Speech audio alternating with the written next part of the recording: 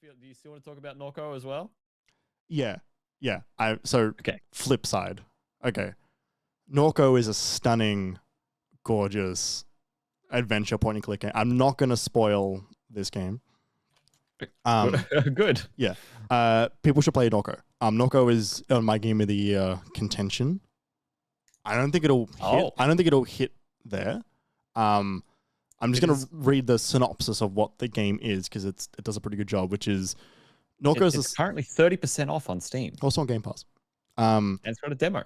Norco is a sci-fi gothic adventure that immerses the player in the sinking suburbs and verdant industrial swamps of Louisiana's petrochemical hinterlands.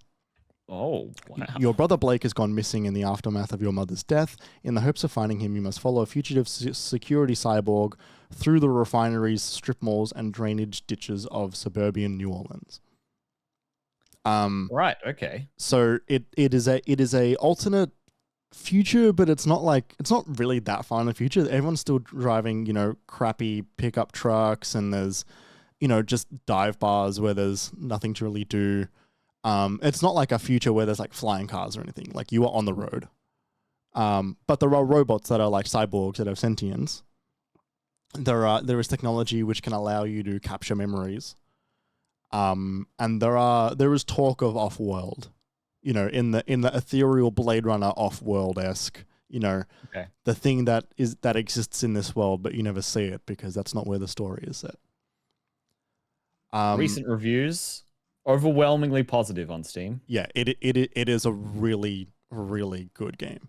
I'm gonna read some excerpts of some of the text in this game. A lot of what I'm reading, while some of it is towards the end of the game, does not give any clues or understanding to what is going on. Right, it's more of an example of the quality of writing. Yes, and also like a Disco Elysium kind of thing. Yeah, and the kind of the amount of like how evocative the game actually is. Because while it's a point and click game, it is like a you would call it a pixel art style.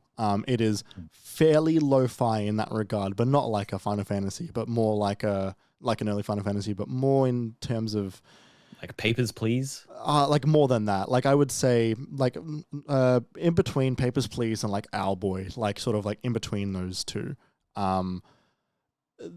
There is a lot of. Did you ever play Kentucky Route Zero? I watched Byron play a bit of it. Right. There's a lot of abstract art that goes along through this game. It's not always direct. The art that is happening in front of even in a point and click game. But a lot of what is shown to you is largely interpretation of what is actually happening. Yeah. But it's only in some regards. It's kind of hard to explain. Like some of it is definitely very literal. Like you were standing in a bar with a bunch of dudes. But like sometimes it is like you are cutscene above the sky, giant view of Norco, and things are getting overlaid on top of it. Anyway.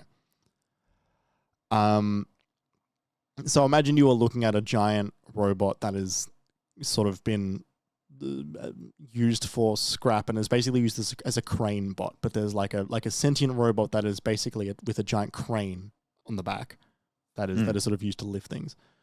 You shout towards the machine to get its attention, but it remains unresponsive. And I'm gonna also replace characters' names just so you don't know who is where. Your robot companion emits a high-frequency whine. Silence follows. A voice swells from the sky as the mover begins to speak.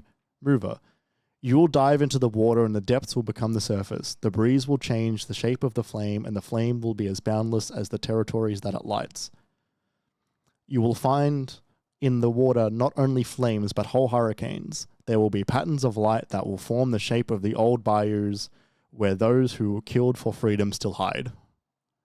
Whoa. Right, we're just like, oh, like that's fucking like it's like it is so clear the direction that they are trying to like put you in. Like they are putting you in places and allowing your brain to sort of fill in those gaps, like there is no like I don't know the literal meaning of those who killed for freedom still hide, but there is a lot of things that you could fill in those gaps with. Mm. There was another one here which was this was more of a cutscene of further out, sort of describing Norco as a city.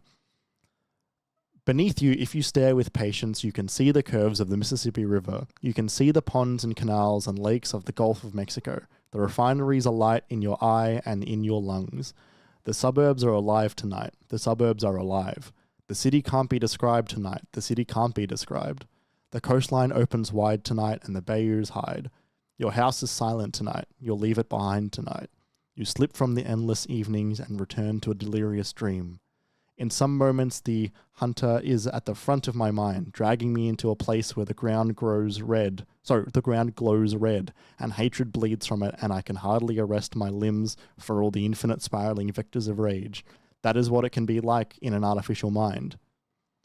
She lifts her hand from the floodwaters and pokes at her processing core suspended in a delicate gossamer. It glows with effort beyond her shattered faceplate. Oh my god! Wow, that's fucking cool as hell. So cool. It's so striking. It does remind me of Disco Elysium, and I've had a problem with that game recently where I think it's a time to play Disco Elysium, and I think I'm not awake enough to play Disco Elysium. You know what I mean? Like I have to be able to concentrate and like absorb. Yeah, like Disco Elysium is dense.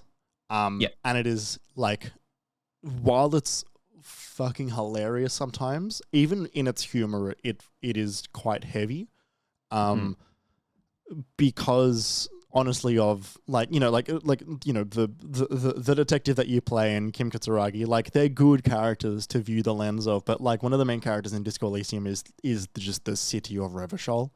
And the city of Revachol is so full of history and life and character that it is just the conversation you are having with the city is constant and can just be a lot to take in at any given moment. I will say Norco is lighter in that regard. It is more about like the city of Norco is a character like the city of Revachol is, but it is largely the setting. They give you history and backdrops and stuff, but the characters, there are fewer of them, and they have a more distinct purpose to the story. Like Norco is a 8 to 10 hour game, I think. It is not nearly as long as Disco Elysium. You do one playthrough and you get 95% of the story, and that is only because there was a couple of little things that you might have missed. There are no side quests in Norco.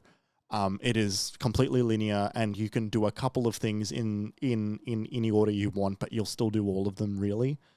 Okay, I like that. I appreciate that. Yeah, like any of the side stuff that you missed, it's like you can just go back to any point in the game at any moment and do that thing. Yeah, the game is separated into 3 chapters, but you can there are sub points in the game you can jump back to if you want. Because the game knows what you'll need in any given moment, it can set that up for you. It is completely linear. It's also worth mentioning this game is also very funny. Like this game has got some really good humor. Like there's a moment I was speaking to someone on the street, and you're like, oh, like, what are you doing here? And he goes, for work, I guess. And you go, what kind of work?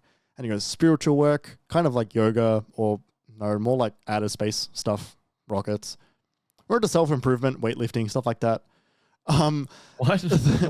And the 3 responses are, sounds cool as shit, sounds like a cult, or sounds cool as shit, like a cult. The game is it is quite funny in plenty of moments. There's a lot of really good character archetypes that play into those spaces really well and play off, what does it mean to be like some deadbeat investigator? What does it mean to like be like to be a leader of a cult, to be just someone who just lives in the swamp, all that stuff, right? Like there's like a lot of fun characters, and they've all got really great style and feeling to them. Like it's really cool. And one of the best things is that you've got this mind map, right? This mind map that gets automatically populated as you go with the information that you need to know about the characters, that gets updated as you learn information about these characters, so that if you ever don't remember, Sounds familiar. it does sound familiar, except it's about people. It's not about locations like it is in Outer Wilds. But what it is great is that when you the structure of the game is sort of two stories happening at different moments from two people's perspective. It will allow you to remember who the people were that you might not have seen for a while. And so I'm like, oh, who the fuck is Blue? Who the fuck is Million? Like, it's this person. And then you go in there, and the way it works is you click on a person and it says like, oh, Blue is, and then it gives you like a couple of options. And sometimes you choose that option. Oh. So it's like, it's you're remembering. And it's like, oh, who was Blue to me? And then you can choose who you think Blue was to you. And it's just about your perception of that person more than anything. While also giving you who they were to the world. It's fascinating. It's really good. That is strange. I don't think I vibe with that too much. I think I would rather be told. No, but like the character's connections to another character. Oh no. So the character's connection to other characters are static. It's only about that character's connection to you. That's what I'm saying. I would rather if my character has history that I'm not privy to, I'd rather be told what it is. But you're deciding at that moment what that history is. Yeah, that doesn't strike me as fine. Not to say that I think it's bad. It's just I just hear that I'm like, I don't think that's for me. Right. I don't think I would appreciate it that much. Right, okay. For me, it made it feel like, it filled in the gaps that because you don't get a whole lot of backstory about yourself, and so that allowed you to make your own backstory to then fit into this world, because there's only like a handful of options. I think there's like 2 or 3. Yeah. So it allowed you to role play, like the main character's name is Kay. You role play your version of Kay in the story, whereas the story still caters to that. Which was really fascinating. A really cool way to bring you into a story while allowing the story to still happen to you. Okay, fair enough. It's cool as hell. It sounds cool. Good music too. Fun art. Right. Funny moments. Like it's a really fucking solid game.